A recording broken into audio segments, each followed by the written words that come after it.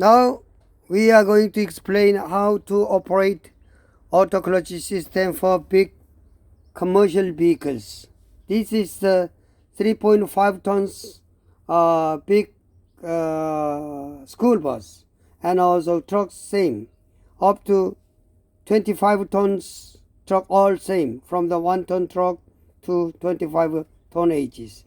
Now I am going to start up the key, engine startup. After that we have to do power on to our auto clutch system. Power on, then beep sound comes. After that, when we press the clutch button, this one, then the clutch pedal is moving. See, clutch pedal is like this.